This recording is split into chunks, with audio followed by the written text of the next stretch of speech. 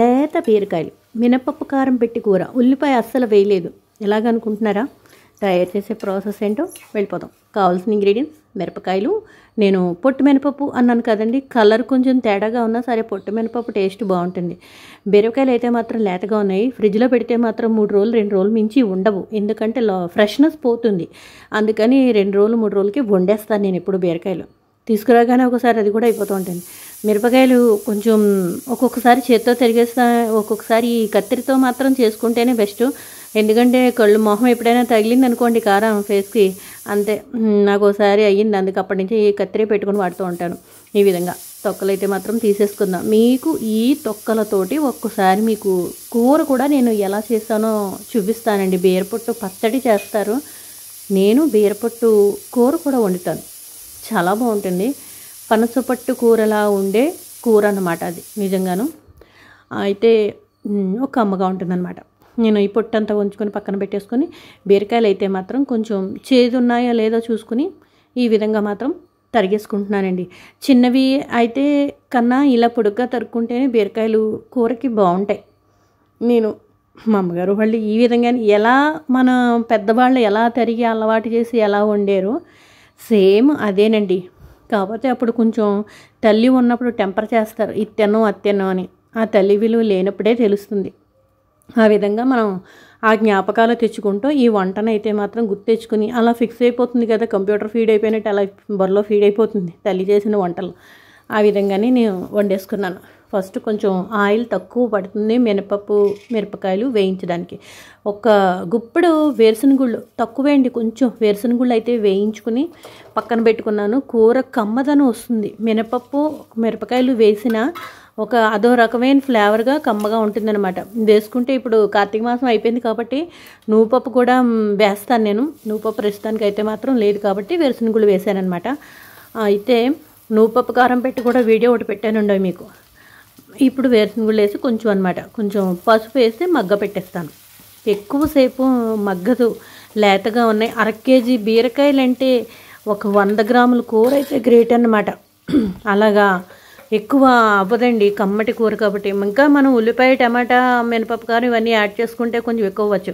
చపాతీలకి వాటికి చాలా బాగుంటుంది. కొంచెం ఉప్పు వేసుకుని మిక్సీ అయితే మాత్రం పట్టేశానండి. ఈవేళ దంచే ప్రాసెస్ ఇది. పచ్చడి అయితే నేను రోటి దగ్గరికి వెళ్తాను, కానీ ఇలాంటి పొళ్ళు అయితే మాత్రం వెంటనే పొద్దున్నే అయిపోవాలి నాకు క్యారేజీ కాబట్టి. ఈ విధంగా కూర మగ్గడం మగ్గింది.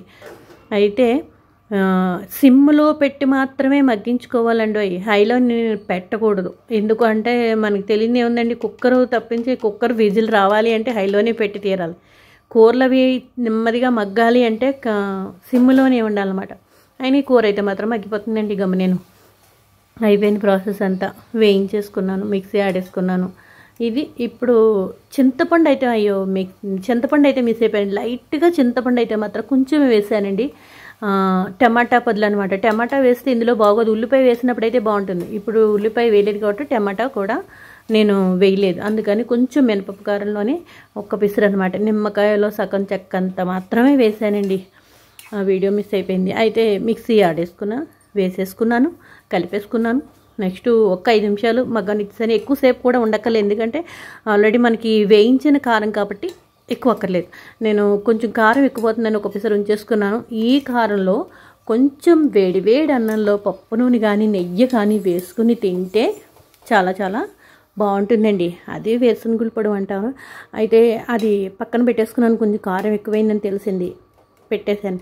చపాతీల్లోకి, పుల్కాల్లోకి కూడా బాగుంటుంది కూర అయితే మాత్రం.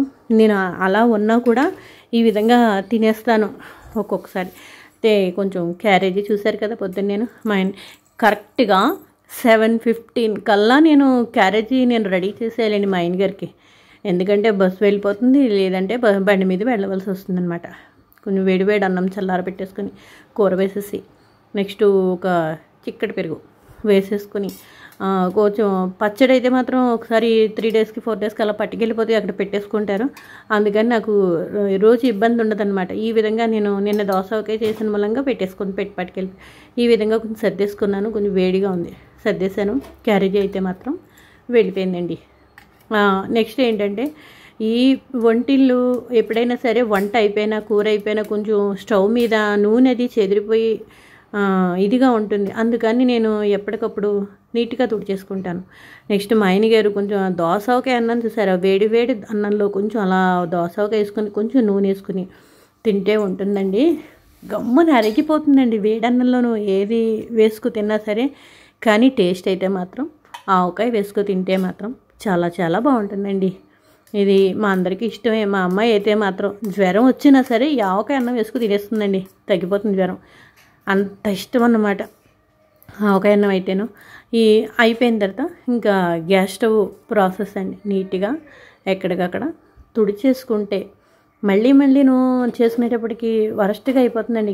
ఏ పూట ఆ పూట, ఏ పూట వంట అయిపోయిన వెంటనే ఆ పూట ఇలా నీట్గా తుడిచేసుకుంటే నాకు షింకు కూడా ఉండదండి పక్కన. అందుకని ఎప్పటికప్పుడు నీట్గా చేసుకుంటాను, అద్దంలో ఉండాలంతే నాకు.